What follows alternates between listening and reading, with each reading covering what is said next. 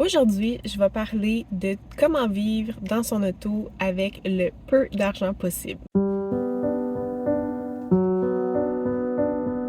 Je veux faire part, avant de commencer, que j'ai commencé mon car life avec autour de 30 000 $. On est un an plus tard, puis il me reste encore un peu d'argent. Prendre aussi en considération que moi, j'étais en année sabbatique suite à un arrêt de travail prolongé, que finalement, j'ai recommencé à travailler à mon emploi, puis j'ai pris la décision de quitter pour ma propre santé mentale. En fin octobre dernier, en 2022, j'ai pas recommencé à travailler depuis. La manière que je fonctionne, j'ai pas un budget full restreint, là. J'ai un budget pour voir où ont été mes dépenses dans le passé pour essayer de me réajuster rendu quand que je fais mon budget. C'est très récent que j'essaye de me contrôler dans mes dépenses, genre très récent, genre en ce moment. Je me suis jamais mis de restrictions dans le passé pour mes dépenses, mais ça c'était des trucs que moi, j'étais pas stressée par rapport à ça. Je me disais, puis je me dis encore ça. Si j'arrive au point où il manque d'argent, j'ai quand même mes cartes de crédit. J'ai toujours eu la même auto. J'avais envie de vraiment l'utiliser jusqu'à la fin. Je savais que je pouvais faire qu'est-ce que je voulais avec mon auto puis que j'allais jamais être capable de la vendre à quelqu'un d'autre. J'avais carte blanche sur les modifications que je voulais faire. On essaie d'avoir un char économique, mais si vous avez déjà un auto puis que vous êtes confortable avec payer le gaz comme ça, ben allez-y fort. Ce que j'ai fait, c'est que j'ai tout enlevé, tout ce qui était à l'arrière de mon auto, de la banquette qu'il y avait en arrière. J'ai coupé les ceintures de sécurité. J'ai enlevé, j'avais une planche qui venait recouvrir mon pneu de secours que j'ai enlevé finalement. Puis à vivre dans mon auto, ça me prenait de la place pour rien. Donc c'est une place de rangement de plus. Par la suite, je me suis créé une base en bois où il y a des espaces entre chaque latte pour laisser la ventilation, l'aération. C'est vraiment important de pas avoir une planche de bois complète parce que c'est là qu'il va y avoir de la moisissure. Je tiens à mentionner que moi, j'ai déjà eu de la moisissure dans mon auto. Take your drink. Okay, you okay? J'avais mis un tapis de sol de camping sous mon matelas, puis éventuellement ça a créé de la moisissure parce que durant l'hiver sur l'île de Vancouver c'est pas mal humide. Si vous avez déjà une voiture puis qu'elle est quand même assez en condition que vous avez assez confiance, vous pouvez toujours convertir votre auto. Puis si vous planifiez la revendre éventuellement, c'est sûr et certain qu'il faut que vous bâtissez votre base de lit et de rangement en conséquence, de bâtir par-dessus, puis ça paraît pas, mais les bancs, ça prend de la place. Pour tout ce qui est le rangement, de la manière que j'ai procédé, c'est que j'ai des bacs en plastique. Hey, c'est cool ça! Petite parenthèse, présentement, ben tantôt, il y avait un ramassé de police puis il était en train de faire probablement un cours de quelque sorte de formation ou ben en tout cas, ça a l'air des jeunes en ce moment, fait que ça a l'air d'un cours pour faire des recherches dans le bois. Puis il y avait un chien de police qui était là. Puis là, j'ai vu un policier retourner pour enlever les poupous du chien. Ok, donc c'est ça. C'est vraiment important de penser avec les conditions dans lesquelles que vous allez être. Un endroit qui est vraiment humide, c'est vraiment important d'avoir quelque chose qui va empêcher l'humidité de rentrer dans ce que vous allez mettre dedans. J'ai mon matelas qui est quand même relativement épais. Dans le fond, mon matelas, il est fait un petit peu comme ça. J'ai un tissu que c'est ma mère dans le fond qui m'a fait ça. Ma mère est couturière. Ben, couturière. Elle aime ça, coudre. C'est ça. C'est fait avec un tissu qui est lavable. Puis c'est comme... tu sais, je sais pas si vous entendez. Là. C'est important de prendre des matériaux qui vont pas garder l'humidité puis qui vont pas prendre la moisissure. Il me semble que j'ai ça. Je me souviens pas comment ça s'appelle.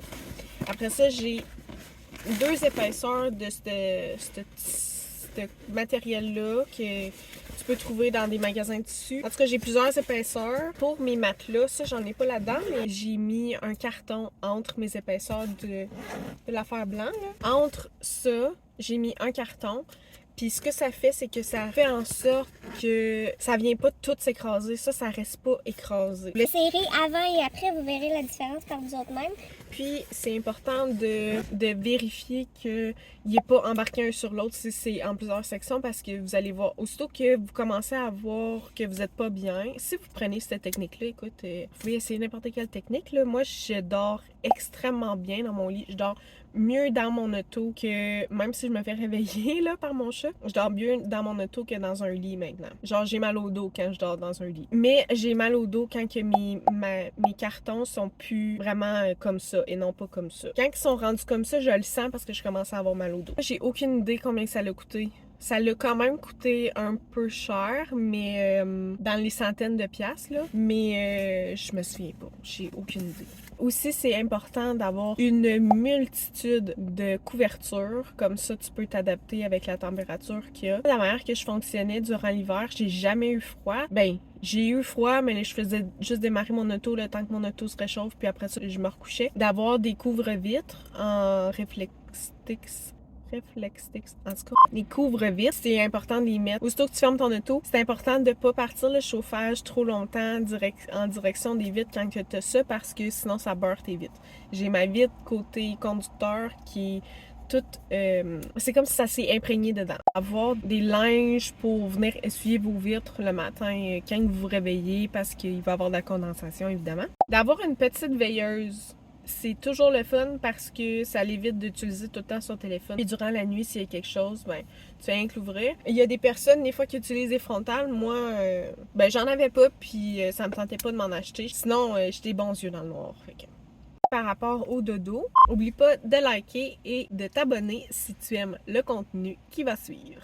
C'est sûr et certain que vous y allez selon comment que vous vous sentez en sécurité. C'est vraiment important. J'ai une vidéo que je vais mettre en bas dans les liens que vous pouvez regarder pour ce qui est par rapport à la sécurité. Il y a iOverlander. Je vais mettre un lien aussi. Ça a l'air un petit peu très très basic, mais c'est merveilleux. Là-dedans, tu as du monde qui vont mettre des photos. Tu as des commentaires aussi que tu peux mettre quand tu t'en vas dormir à ces places-là. Tu as l'opportunité de voir les places qui sont dans des endroits publics de certains commerces. Dans le bois, les campings, tu sais, tu peux voir des places qu'il y a du lavage, des places qu'il y a des douches, des places qu'il y a du Wi-Fi. Fait que moi, je trouve ça vraiment bien. Sinon, il y a des parkings de Walmart, des parkings de Cabela's, des parkings de Costco, des aires de repos, comme dans le bord des autoroutes. Il y a des aires récréatifs aussi. Puis, c'est vraiment important que si vous allez dans des stationnements de commerce, c'est vraiment important d'appeler, pas d'appeler nécessairement, là. C'est sûr et certain que vous pouvez appeler avant de vous déplacer là pour rien. C'est vraiment important d'aller demander au service à la clientèle parce que c'est pas parce qu'on entend je dors dans un Walmart que tous les Walmart y acceptent ça. Comme moi, d'où je viens, tu pourrais pas dormir dans un Walmart. C'est vraiment important de regarder aussi pour les enseignes qui disent pas le droit de camping, pas le droit de motoriser, pas le droit de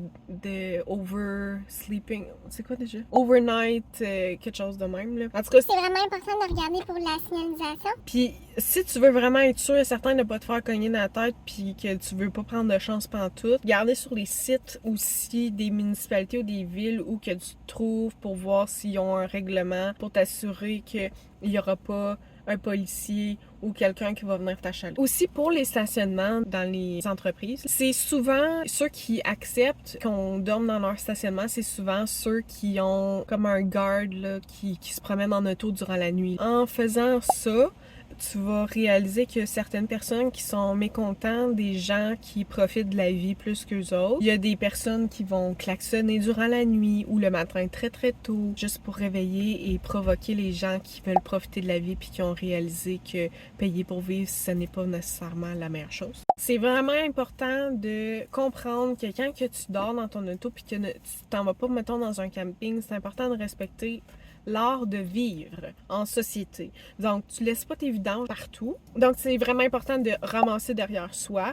et derrière les autres. J'avais vu une pancarte à un moment donné dans un parc qui disait « Il n'y a pas de filles qui ramassent les vidanges ». Donc, c'est vraiment important d'essayer fort de ramasser les vidanges des autres. Donc, moi, j'ai tout le temps une boîte avec des gants que je mets puis que je m'en vais ramasser les vidanges. Il y a une bague que j'ai donnée à un de mes amis, que c'était une grosse bague d'homme, là, vraiment grosse, puis que j'ai trouvée pendant que je ramassais les vidanges. Si vous avez un animal de compagnie avec vous, d'avoir un aspirateur, c'est toujours bien. Sinon, juste un petit aspirateur point, là, même si vous n'avez pas d'animal de compagnie, c'est toujours le fun parce que vous vivez dans votre auto et vous dormez dans votre auto. Donc, c'est important d'avoir quand même un environnement relativement propre. Je dis pas d'être paranoïaque, là. À moins que vous êtes paranoïaque, j'ai rien contre ça. passer l'aspirateur autant de fois que vous voulez. D'avoir plusieurs serviettes. Moi, j'ai 4 serviettes, puis je trouve que c'est bien. Comme ça me permet de, quand que je vais aller, comme mettons, dans des lacs ou dans l'océan, j'ai une serviette pour ça, puis j'ai 3 autres serviettes pour quand je vais prendre mes douches. Pour les douches, c'est sûr et certain qu'il y a plusieurs façons. Il y a dans les centres récréatifs, donc dans certaines villes, La plupart, là. ils ont des centres récréatifs. Ou que t'as des gyms, ou que t'as des piscines, ou que tu sais, des places de même, là, ils ont des douches. De façon générale, c'est 3 piastres. Il y en a des gratuites que tu peux trouver sur iOverlander. Durant l'été, il y a dans les campings que tu peux demander. Sinon, il y a dans les truck stops, mais je trouve ça très dispendieux, malgré le fait que c'est très beau. C'est comme des douches de luxe. Pas toutes, hein. J'ai été dans une qui était en Nouvelle-Écosse. J'ai été dans une qui était en Nouvelle-Écosse, puis c'était comme si j'étais dans une suite royale dans un hôtel. Puis j'avais été dans un autre qui était gratuite. Celle-là, par exemple, je comprends pourquoi c'était gratuit, mais une douche, c'est une douche, hein. C'était très basic. Pour le lavage, j'ai acheté un petit format de savon à linge, quelque chose qui prend pas trop de place, au lieu d'en acheter à la buanderie qui coûte pratiquement le même prix que d'acheter pour plusieurs brassées. Puis t'es très bien capable de trouver une petite place dans ton auto pour avoir ton savon à linge. Puis aussi de regarder les avis avant d'y aller. Vu que, tu sais, des buanderies, c'est le fun parce que tu peux laver ton linge, mais c'est pas tout le temps le fun parce que il y a plein de genres de personnes qui vont là. Puis il y a plein de genres de personnes qui amènent les choses qu'ils veulent jamais laver chez eux. Fait que c'est à prendre en considération. Là, c'est sûr et certain que t'amèneras pas ta petite dentelle là. T'es bien mieux de le laver à la main dans un petit bac toi-même, puis de le faire sécher dans un endroit que de l'apporter là.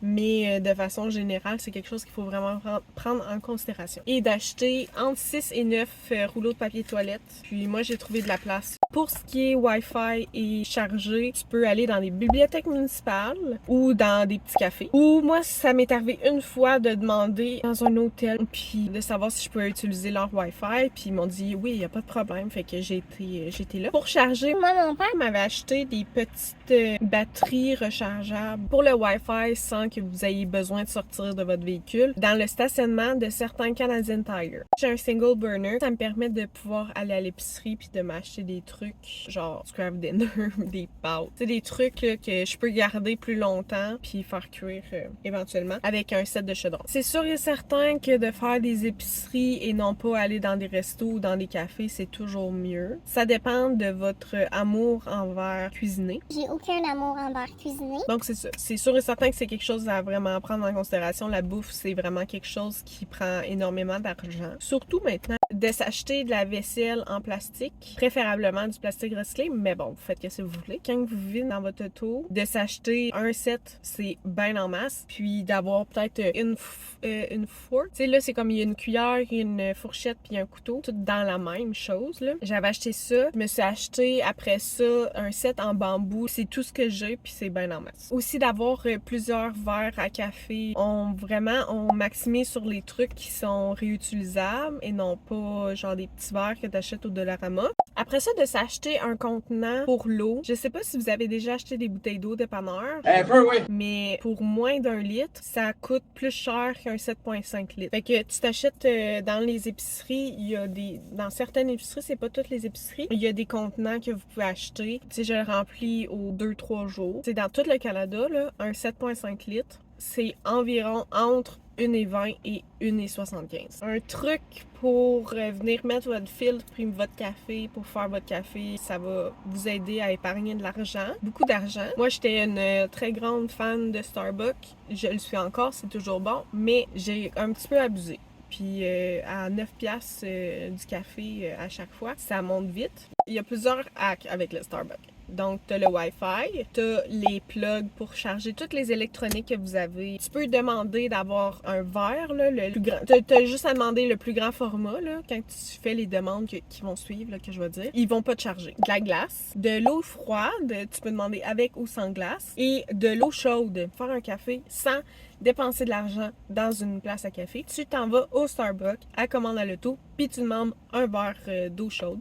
Puis tu peux faire ton café dans le petit affaire de filtre que je parlais plus tôt. Le forfait de téléphone. Si vous êtes proche des frontières des États-Unis, c'est sûr et certain que de prendre en considération que ça se peut qu'ils vous chargent comme si vous étiez aux États-Unis. Moi, quand j'étais sur l'île de Vancouver, quand j'étais du bord sud-ouest, j'étais capable de voir les États-Unis. Puis je pouvais pas avoir de réseau parce qu'ils trouvaient pas de tour du Canada dans cet endroit-là. Fait que ça marchait pas jusqu'à temps que je transfère mon forfait avec Canada-États-Unis. Donc, c'est quelque chose à prendre en considération si vous allez proche des frontières, de vous assurer que vous n'allez pas être chargé comme si vous étiez aux États-Unis. Puis aussi d'avoir des données limitées. Avec ma compagnie de téléphone, j'ai 50 gigs, puis après ça, c'est limité, mais avec vitesse réduite, mais je vois aucunement la différence. J'ai souvent entendu dire « Ah, tu sais, étire-toi tout le temps. Écoute, ça fait 1 an, puis moi, je me suis blessée tellement de fois au travail. De plus en plus, je réalise à quel point que c'était juste mon corps qui me disait de lâcher ma job. Je pense que si t'as un bon matelas puis t'as un sommeil réparateur, je pense que t'es correct. Mais bon, on a tout un corps différent. De trouver des activités gratuites. Je vais vous en donner quelques-unes. Fait que de faire des randonnées, ça coûte rien. À part des places full touristiques, je te demande de payer pour le parking. Ça, moi, les places de même, j'essaie d'éviter ça. Aller dans des plages, même chose que des randonnées. Là, si tu veux payer pour le parking, ça t'appartient, moi non. Après ça, de lire, soit que des livres que tu as déjà en ta possession ou que des gens veulent te prêter. Ou sinon, partout dans le Canada, il y a, tu sais, les petites maisons ou des petites cabine, genre tout petit, là, avec plein de livres. Après ça, de faire du journaling, d'écrire tout ce qui se passe dans ta tête, puis de l'extérioriser, ça va vraiment t'aider à mieux te connaître aussi, puis à réaliser certaines choses sur toi, puis tu vas faire un gros travail personnel en faisant du journaling. Après ça, il y a la méditation. Encore là, il y a toutes sortes de méditations. Il y a des méditations guidées, il y a des méditations de visualisation, il y a des méditations que tu fais juste regarder. Moi, ça m'est arrivé souvent d'aller sur le bord de l'océan puis de juste regarder les vagues. C'est une forme de méditation. C'est dans le fond de faire le vide puis de laisser les idées venir et aller et venir. Et tu peux regarder les nuages aussi, tu sais. Les nuages, c'est exactement pareil comme les pensées. Hein. Il y a toutes sortes de grosseurs, toutes sortes de formes. Il y en a de tous les goûts, mais ils font juste passer. Tu sais, ils restent pas là. Ça te passe. Après ça, de faire des feux de camp, c'est le fun. C'est sûr et certain que quand il y a des restrictions, ben t'essaies d'éviter ça. Puis quand t'es trop proche de la végétation aussi. C'est important d'éteindre ces feux. Quand que tu t'en vas, c'est important de l'éteindre. Tu fais pas de feu quand il vente full non plus.